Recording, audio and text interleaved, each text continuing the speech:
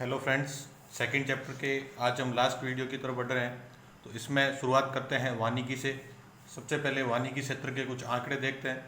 तो अभी राजस्थान में कुल घोषित वन क्षेत्र है वो है 32,864.62 वर्ग किलोमीटर, जो कि राज्य के कुल भौगोलिक क्षेत्र का 9.6% है। इसमें से वन आच्छादित क्षेत्र है वो है 4.87%। 2019-21 वन सर्वेक्षण के अनुसार अपने वन आच्छादित क्षेत्र में 25.45 किलोमीटर स्क्वायर की वृद्धि हुई है। राजस्थान में राष्ट्रीय उद्यान है 3, वन्य जीव अभ्यारण्य है 27, संरक्षित क्षेत्र है 18 और बायोलॉजिकल पार्क है 4, जयपुर, कोटा, उदयपुर और जोधपुर। और राजस्थान में औषधीय पौध संरक्षित क्षेत्र है अपने 17। ये कुल मिलाकर अपने सारे आंकड़े हैं जो कि अलग अलग जगह पर दिए गए थे, उन्हें एक जगह कर लिखा है ताकि आसानी से याद हो सके। अब वानिकी के क्षेत्र में अपने कुछ योजनाएं हैं। पहला है संयुक्त वन प्रबंधन कार्यक्रम। इसमें वन भूमि की रक्षा एवं प्रबंधन के कार्य किए जाते हैं तथा राज्य में दूरस्थ क्षेत्र जो है वहाँ पर रोजगार का सृजन वो किया जा सके। 6,318 ग्राम वन संरक्षण एवं प्रबंधन समितियाँ जो है वो इस कार्य के लिए कार्यरत हैं और 12.50 लाख हेक्टेयर वन भूमि की रक्षा एवं प्रबंधन का कार्य वो कर रही हैं। अगला अपनी योजना है घर घर औषधि योजना। यह 1 अगस्त 2021 को प्रारंभ की गई थी। विभागीय पौधशालों में औषधीय पौधों का विकास किया जाता है। कौन कौन से औषधीय पौधे हैं? तुलसी, गिलोय, अश्वगंधा और कालमेघ।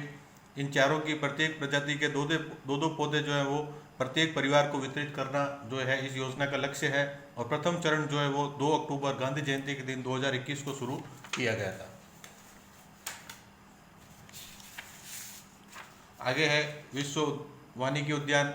यह अपने झालाना डूंगरी जयपुर के अंदर स्थापित है। इसी की तर्ज पर 6 स्थानों पर बॉटनिकल गार्डन स्थापित करने का लक्ष्य भी रखा गया है।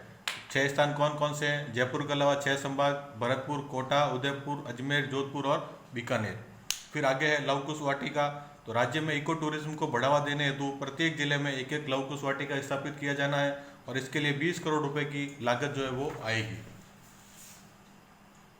वानिकी के बाद में अगला है पर्यावरण। तो पर्यावरण में सबसे पहला है अपने पर्यावरण शिक्षा जागरूकता कार्यक्रम। यह 3 दिनों पर आयोजित किया जाता है। 22 अप्रैल विश्व पृथ्वी दिवस, 5 जून विश्व पर्यावरण संरक्षण दिवस और 16 सितंबर जो है वो विश्व ओजोन परत संरक्षण दिवस है। इन तीनों दिन जो है वो पर्यावरण शिक्षा जागरूकता कार्यक्रम आयोजित किए जाते हैं। उसके बाद में है राजीव गांधी पर्यावरण संरक्षण पुरस्कार। तो यह पर्यावरण की सुरक्षा और संरक्षण के क्षेत्र में उत्कृष्ट कार्य करने के लिए 3 श्रेणियां, एक तो नगर पालिका, संगठन और व्यक्तिगत, इन तीनों श्रेणियों में 5 जून को जो है वो वितरित किए जाते हैं। अगली अपने राजस्थान जैव विविधता बोर्ड जो है यह भारत सरकार के जैव विविधता अधिनियम 2002 के तहत बना है। इसके जो राजस्थान इसी के तहत जो है राजस्थान जैविक विविधता नियम 2010 जो है वो अधिसूचित किया गया था और 2010 में जो है राजस्थान जैव विविधता बोर्ड जो है वो स्थापित किया गया था। पर्यावरण के बाद में है सहकारिता। तो सहकारिता में विभिन्न तरह के राजस्थान में अपने सहकारिता के संस्थान कार्यरत है। इन सब की जो नाम और संख्या है आर्थिक समीक्षा में अलग अलग जगह पर दे रखी है, उन सबको एक जगह लिखा है ताकि आसानी से याद हो सके।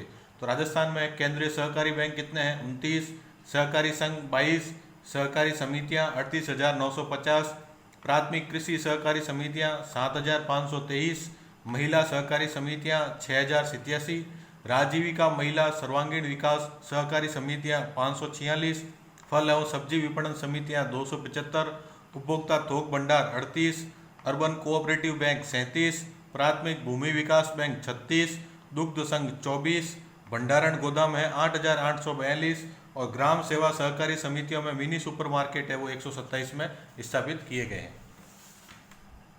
अब सहकारिता क्षेत्र की कुछ योजना है उनको देख लेते हैं। सबसे पहला है 0% ब्याज दर पर लघु अवधि हेतु कृषि ऋण। इसमें प्राथमिक कृषि सहकारी समितियों के सदस्यों से केवल मूल ऋण की वसूली की जाएगी तथा ब्याज राशि का दावा है वो भारत सरकार और राजस्थान सरकार द्वारा समायोजित किया जाएगा। दूसरी योजना है राजस्थान कृषक ऋण माफी योजना। इसके कौन कौन से कृषक आपके पात्र हैं? लघु एवं सीमांत किसान जो अपनी भूमि को बैंकों की गिरवी से मुक्त करवाने में असमर्थ हैं और 2 लाख रुपए तक का 30 नवंबर 2018 तक के अवधि पार ऋण जो है वो बकाया है, उनको माफ करने की इसमें योजना है। आगे कुछ पोर्टल है। एक है पीएम किसान पोर्टल। यह किसान सम्मान निधि योजना के अंतर्गत किसानों के पंजीकरण और सत्यापन का कार्य जो है वो किया जाता है। अब तक जो है 82.12 लाख किसानों के आवेदन पंजीकृत इस पोर्टल पर किए गए हैं।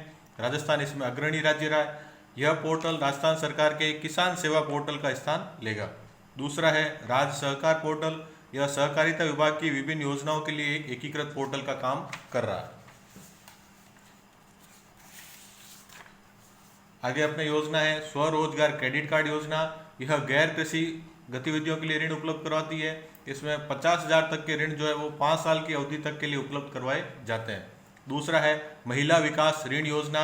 यह भूमि विकास बैंकों द्वारा आपको दिए जाएंगे तथा कृषि भूमि की सुरक्षा के बिना केवल 2 व्यक्तियों की गारंटी पर आपको ऋण दिया जाएगा तथा गैर कृषि उद्देश्य और डेयरी व्यवसाय के लिए 50,000 रुपये का ऋण जो है वो महिला कृषकों को दिया जाएगा।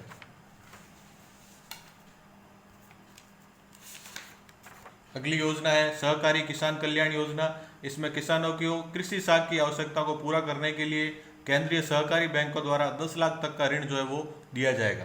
अगला है कृषि उपज रहन ऋण योजना। इसमें किसान अपनी जो उपज है कृषि की उपज है उसको रहन रखकर काश्तकारों को मात्र 3% की ब्याज दर पर जो है वो ऋण देने की योजना है।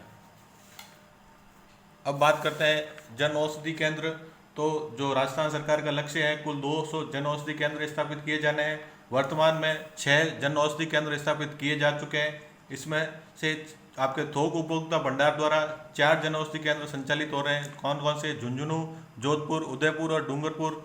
और कॉन्फेड द्वारा 2 है, एक तो SMS अस्पताल जयपुर और दूसरा SDM hospital Jaipur. Means Jaipur के जो दोनों हैं वो तो कॉन्फेड द्वारा है और जयपुर के अलावा जो 4 हैं वो आपके थोक उपभोक्ता भंडार द्वारा संचालित किए जा रहे हैं। कुछ 2 मेले लगे थे सहकारिता द्वारा। एक है राष्ट्रीय सहकार एवं मसाला मेला। यह 20 अप्रैल 2022 से 9 मई 2022 तक जवाहर कला केंद्र में स्थापित आपके आयोजित किया गया था। दूसरा दीपोत्सव मेला। यह कॉनफेड द्वारा स्थापित किया गया, आयोजित किया गया और इसकी दिनांक है वो 15 आपके अक्टूबर 2022 से 24 अक्टूबर 2022 थी और इसका स्थान है अपने नवजीवन सहकारी बाजार जो कि जयपुर में है। अब 2 आवास योजनाएं हैं। पहला है सहकारी आवास योजना। यह मकान के निर्माण, ठीक है, प्राथमिक कृषि सहकारी समितियों, गृह निर्माण समितियों एवं प्राथमिक कृषि सहकारी समितियों के सदस्यों को दिए जाएंगे। किसके लिए होगा? मकान बनाने, मकान को खरीदने और मकान का विस्तार करने के लिए। इसमें 20 लाख तक का लोन जो है वो 15 वर्ष की अवधि के लिए दिया जाएगा। दूसरी है बेबी ब्लैंकेट योजना। यह 1998 में प्रारंभ की गई थी। यह मकान की मरम्मत करने या रखरखाव हेतु 7 लाख तक का ऋण जो है वो 7 वर्ष की अवधि तक दिया जाता है। अब इसकी कुछ अपेक्ष संस्थान है अपने सहकारिता की। पहली है राजफेड। इसका आपका पूरा नाम है राजस्थान राज्य सहकारी विपणन संघ। तो विभिन्न तरह की विपणन से संबंधित समितियां हैं, उन सब की अपेक्ष संस्थान राजफेड है। दूसरा है कॉनफेड। यह है राजस्थान राज्य सहकारी उपभोक्ता संघ। तो जितने भी तरह के उपभोक्ता भंडार हैं उन सब की अपेक्ष संस्थान जो है वो कॉनफेड है। धन्यवाद। इसी के साथ हमारा 2nd यूनिट चैप्टर खत्म हो चुका है। अपने नेक्स्ट वीडियो से 3rd चैप्टर स्टार्ट करेंगे।